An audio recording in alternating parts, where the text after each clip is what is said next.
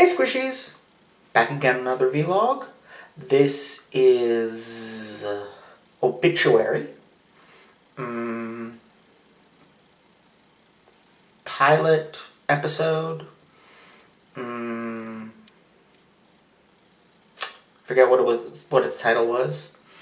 But this was a pilot for a cartoon series. Not really sure exactly where it came from, but it was interesting. I'll admit, like at first I thought the slightly slow frame rate, slightly out of sync dialogue on it was deliberate, that it was like a dream sequence or a memory or something like that, and that was being done to signify that it was a little out of whack. But no, that's just how they recorded it. I don't know if that was just, it's a pilot from a studio I've never heard of. Might have been their first thing, and they just did not have the money or resources for that, more kind of smooth animation, or what. But it was a little jarring throughout. At the same time, I'm not sure that's a bad effect to have with this show. I feel like being a little out of place throughout might be a good place to be in for it. So, what is this? Well, it opened really well. This girl, June, is at a graveyard with her parents.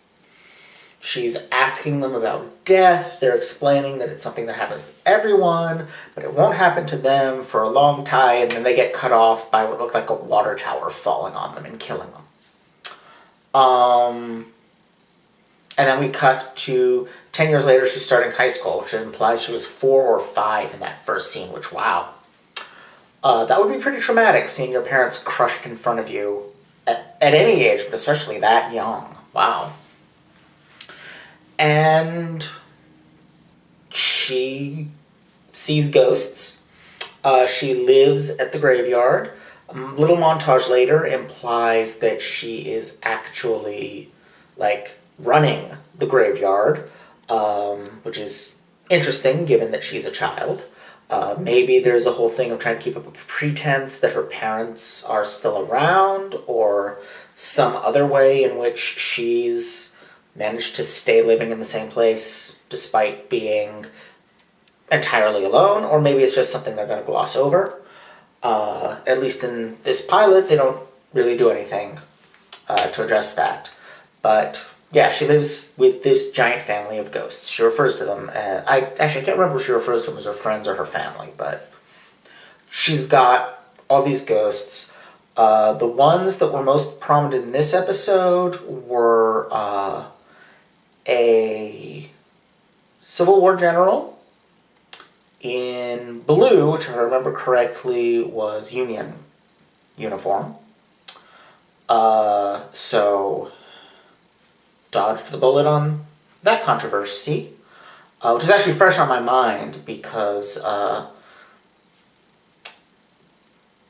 I belong to an alumni group from my high school, which is not named after a Confederate general, but one of the other high schools in the area is, and one of the other alumni has kids there, an older alumnus. My older brother's, who's a lot older than me, is just now his kid is in high school. I'm way too young to have a kid in high school.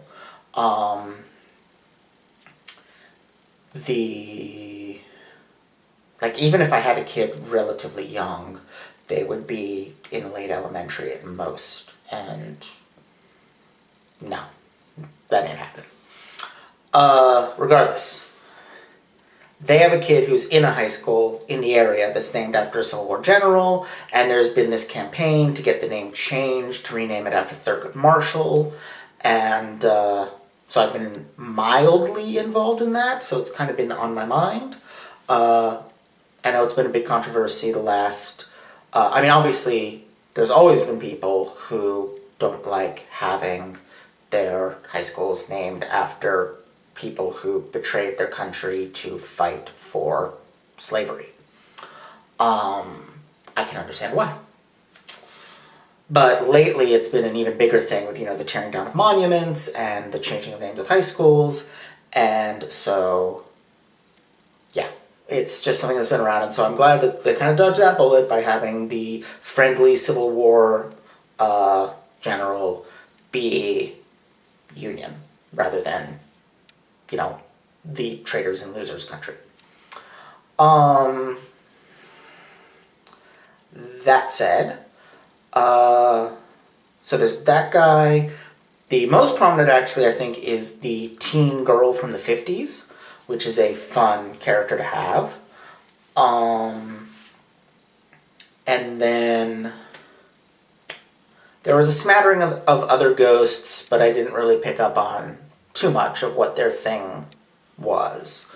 They were just kind of like, there was an older man in a hat, like not that old, but like grown adult man in a hat that seemed kind of 60s-ish, or could have been 40s-ish, anywhere in mid-20th century when men wore that kind of hat with a business suit. I didn't really pick up on any names other than June and Lisa Rose, which got repeated several times, and Violet, which got repeated several times, and I don't remember what the other girl's name was. Lily, maybe? But yeah, plot-wise, other than that element of the premise, it felt a little generic. I've seen that trio of mean girls so many times, and there's always the queen bee, the one that's not so bright and kind of gets picked on by the others. We don't actually know that Violet's not that bright, but she's definitely the one that gets picked on by the others. And the one that's almost but not quite as mean, and basically just there to adore the meanest one. That's the trio in Mean Girls. It's the trio in one of the Equestria Girls movies.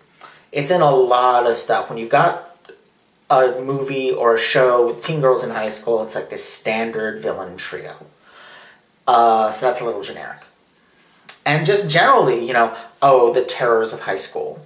A little generic. Like, it was completely predictable that she would make friends with the nerd boy because they're going to be the outcast kids. And this is going to be about how the outcast kids are great and the popular kids are terrible. The popular kids are terrible, but that's because literally all teenagers are terrible. And I apologize because I know for a fact that there are teenagers watching this, but I'm sorry. Even if you are a genuinely good person right now, you were a better person when you were a kid and you will be a better person when you're an adult. Being a teenager sucks. It sucks massively, and nobody can be under the amount of sucking that being a teenager entails without a little of it leaking out onto other people. It's just part of life.